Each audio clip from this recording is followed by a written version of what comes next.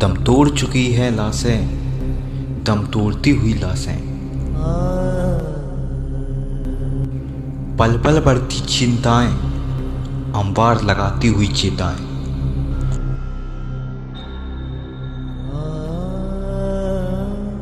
जिस्म से उखड़ती हुई सांसें, बुझते दियों सी खत्म होती उम्मीदें।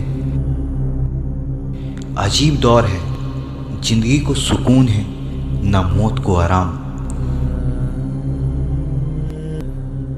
जिंदगी से लेकर मौत सब कतार में है।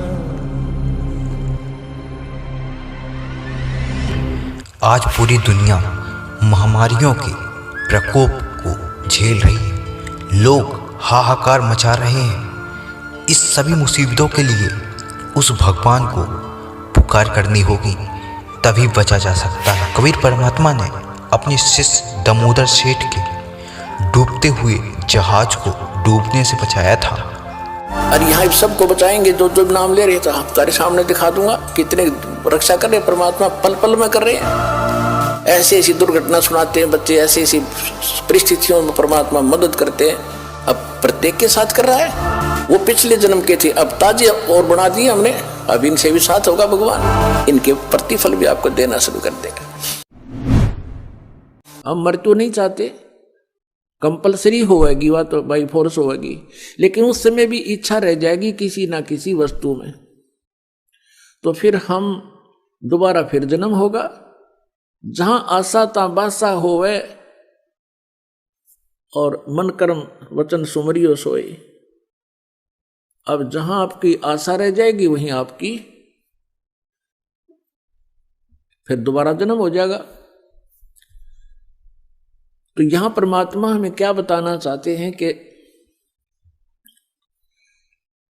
जैसे आपके ऊपर कोई किसी प्रकार का भी कष्ट है, जैसे कोई प्रारब्ध में आपका दुख आ गया है और जिससे आप परेशान हो, आप यहां आ गए हो, परमात्मा अपने हिसाब से आपका वो बाधा दूर करेगा। ये वो समर्थ परमात्मा है, आपको एक सेकंड में सब सुख दे सकता है। लेकिन हमारी आदत खराब है कि हम सुखी होते ही भगवान भूल जाते हैं, और जब हमारे ऊपर आपदाएं आती हैं फिर हम भगवान की खोज करते हैं। हमारी आदत बन गई है झाड़े फूंक करवाने की। हम हैबिचुअल हो गए हैं कि किसी पर कोई कष्ट हुआ, किसी ने जाके झाड़ा लगा दिया, बस झाड़ा लाने वाले को दे दिए 100 रुपये जो उसने मांगे, कुछ राहत मिल गई तो अच्छा है, नहीं तो वो अपने खुश हम अपने खुश, बस इतना काम है। लेकिन यहाँ ऐसा नहीं है। यहाँ आपका वो दीर्घ रोग काटा जाएगा जिसके लिए आपको रेगुलर ट्रीटमेंट की आवश्यकता पड़ेगी, और परमात्मा के दरबार में आने से जो इच्छाएं आपकी हैं वो तो सबतः पूर्ण होंगी।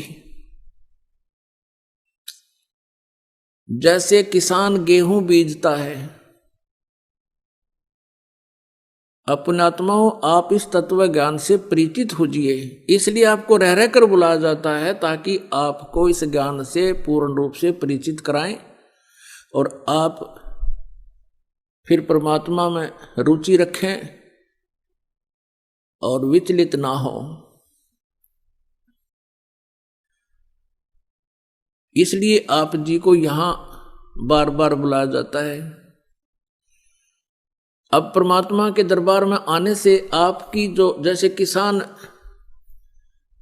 गेहूं बीजता है, उस किसान का गेहूं बीजने का उद्देश्य क्या होता है? सबसे पहला उद्देश्य तो उसका ये होता है कि मेरा परिवार भूखा ना रहे, हम भूखे ना मरे, हमारा पेट भरे। उसके बाद अब जैसे इस उद्देश्य से ही गेहूं बीजा जाता है, और फिर क्या होता है, अब गेहूं बीज दिया तो सबसे पहले उसका तना उत्पन्न होता है, फिर उसके बाली आती है और बाली में फिर गेहूं होते हैं। पहले पौधा उगता है, तो जो पौधा होता है वो भूस बनता है, और बाली में जो गेहूं होते हैं वो जीवनदाता अन्न होता है। तो पुण्यात्माओं, ये परमात्मा कबीर जी की जो साधना भक्ति आपको दी जाएगी, ये आपको ऐसी होगी जैसे गेहूं बीजना उद्देश्य किसान का अपने परिवार का पोषण था, और उसमें भूस तो अपने आप ही बन गया। उस भूस की उसको आवश्यकता ना थी तो भी बन गया। तो पुण्यात्माओं, जो इच्छाएं आप इधर उधर लिए फिरते थे महापुरुषों के पास, संतों के पास, और वो आपकी भी पूर्ण नहीं हो पा रही थी, ना हो सकती थी, क्योंकि वो संत जिस परमेश्वर की भक्ति करते हैं, जिन देवताओं की साधना करते हैं, वो संत, वो भगवान, उनके देवता आपके प्रारब्ध में परिवर्तन नहीं कर सकते, आपके ऊपर आने वाले संकट का निवारण नहीं कर सकते। और आप वहाँ धनी बनने के लिए जाते थे या किसी कष्ट निवारण के लिए जाते थे, वहाँ आपको कोई लाभ नहीं हुआ और ना ही होना था। तो जैसे किसान का उद्देश्य गेहूं बीजना अपने परिवार का पोषण था, और भूस का कमरा वैसे ही भर गया, जिसकी उसको इच्छा नहीं थी लेकिन तो भी मिल गया। पहले भूसा ही तैयार होता है। तो पुण्यात्माओं, आपका उद्देश्य यहाँ पर जन्म और मृत्यु का रोग कटवाना ही होना चाहिए।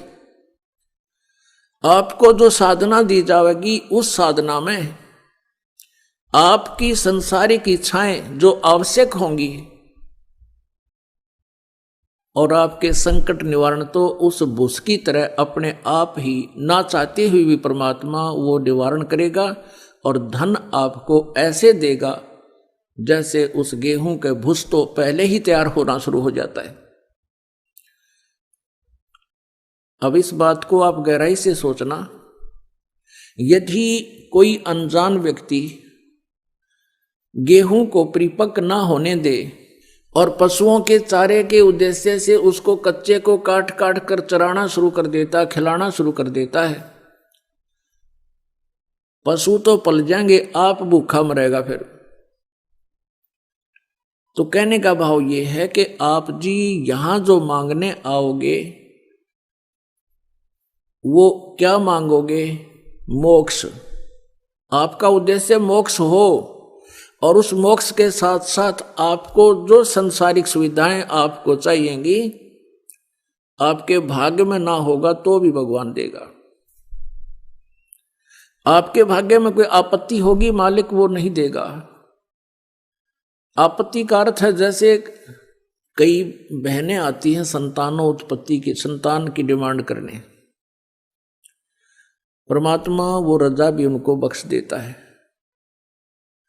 कई एक स्थिति ऐसी आती हैं जो परमात्मा की रजा होती है, लेकिन प्रार्थना करते हैं, आते हैं बहन बेटियां कि ऐसे ऐसे जी हमारा गर्भ गिर गया।